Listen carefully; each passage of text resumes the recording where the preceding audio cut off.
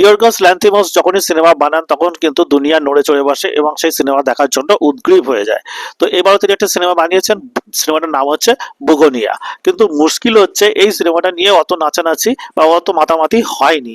তার কারণ হচ্ছে সিনেমার কাহিনীটা কিন্তু একটা রিমেক, অর্থাৎ এই সিনেমাটার সাউথ কোরিয়ার সিনেমা সেভ দ্য প্ল্যানেটের থেকে রিমেক করে বানানো হয়েছিল। যদিও এখানে যে ক্যারেক্টারটা, এখানে মূল যে ক্যারেক্টার সেটা হচ্ছে এমা স্টোন অভিনয় করেছে এবং সে যেভাবে এখানে অভিনয় করেছে সেটা কিন্তু দেখার মতো।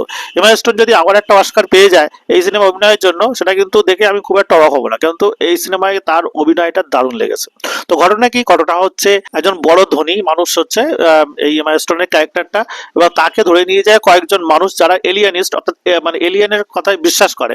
হ্যাঁ, এরকম দুজন বাচ্চা, তাকে বাচ্চা না বড়ই তারা ধরে নিয়ে যায় এবং কিডন্যাপ করে।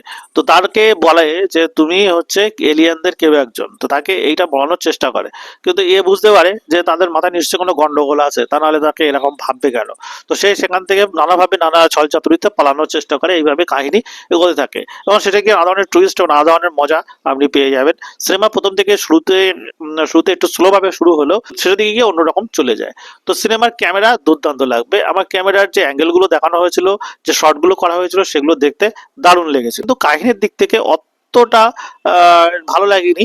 এবং যেহেতু কাহিনীটা রিমেক, অরিজিনাল নয়, তাই ইয়র্গস ল্যান্থিমসের সিনেমা নিয়ে তাই যে ধরনের মাতামাতিটা হওয়ার দরকার ছিল সে ধরনের মাতামাতিটা কিন্তু হয়নি। তো সিনেমা নিয়ে এরকম আরো ধরনের খবর পাওয়ার জন্য অবশ্যই লাইক, সাবস্ক্রাইব এবং ফলো করতে ভুলবেন না। ধন্যবাদ।